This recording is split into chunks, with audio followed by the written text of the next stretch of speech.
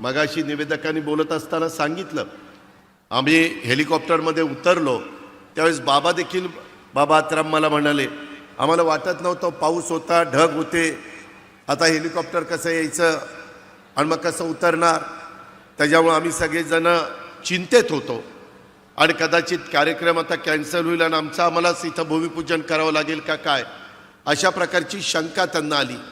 येताना हेलिकॉप्टरमधनं सुरुवातीला नागपूरला बरं वाटलं, परंतु नंतर जे ढगात हेलिकॉप्टर शिरलं, इकडं बघतोय ढग, तिकडं बघतोय ढग, आणि आमचे देवेंद्र फडणवीस निवांत गप्पा मारत बसले.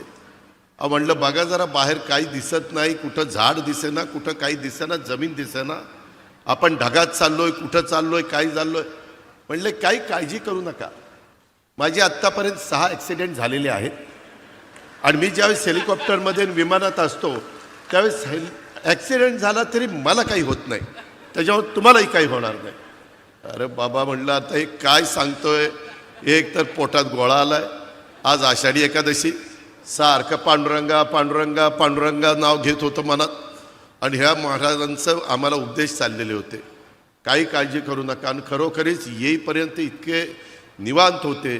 ते म्हणले मला ह्याचा अनुभव आहे, माझे अनेक ॲक्सिडेंट झालेले आहेत, परंतु माझ्या कुठं नखाला देखील धक्का लागला नाही. अशा पद्धतीनं बापदादाच्या पुण्याईमुळं इथपर्यंत महाराज पोचलेले आहेत.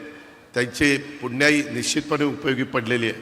परंतु मित्रांनो, एकंदरीत खरोखरीच जरा सगळेजण धाकधूकच करत होते. माझ्या उजव्या बाजूला उदय सामंत भेटलेले होते. मला म्हणले दादा दादा जमीन दिसायला लागली खाली खाली. मग म्हणलं बरं बाबा, बरं झालं जमीन दिसायला लागली. मित्रांनो, गमतीचा भाग जाऊ द्या, परंतु एकंदरीतच सगळ्यांनीच काळजी घ्यायची असते. मगाशी निवेदकांनी बोलत असताना सांगितलं, आम्ही हेलिकॉप्टरमध्ये उतरलो त्यावेळेस बाबा देखील बाबा आत्राम मला म्हणाले, आम्हाला वाटत नव्हतं, पाऊस होता, ढग होते, आता हेलिकॉप्टर कसं यायचं आणि मग कसं उतरणार, त्याच्यामुळे आम्ही सगळेजण चिंतेत होतो आणि कदाचित कार्यक्रम आता कॅन्सल होईल आणि आम्हालाच इथं भूमिपूजन करावं लागेल का काय, अशा प्रकारची शंका त्यांना आली.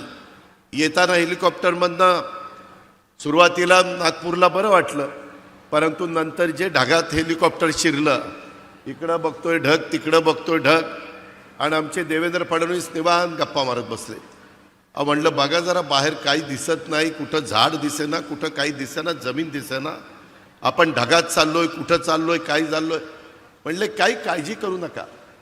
माझे आत्तापर्यंत 6 ॲक्सिडेंट झालेले आहेत आणि मी ज्यावेळेस हेलिकॉप्टरमध्ये विमानात असतो त्यावेळेस ॲक्सिडेंट झाला तरी मला काही होत नाही, त्याच्यावर तुम्हालाही काही होणार नाही.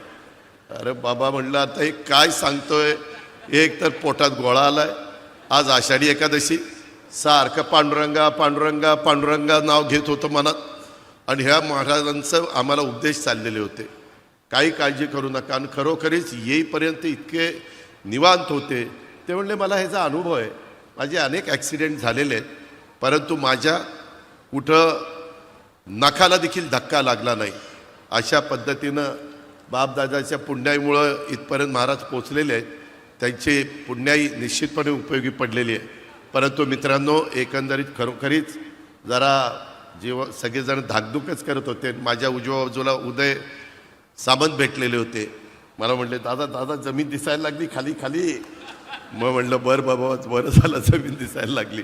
मित्रांनो, गमतीचा भाग जाऊ द्या, परंतु एकंदरीतच सगळ्यांनीच काळजी घ्यायची असते.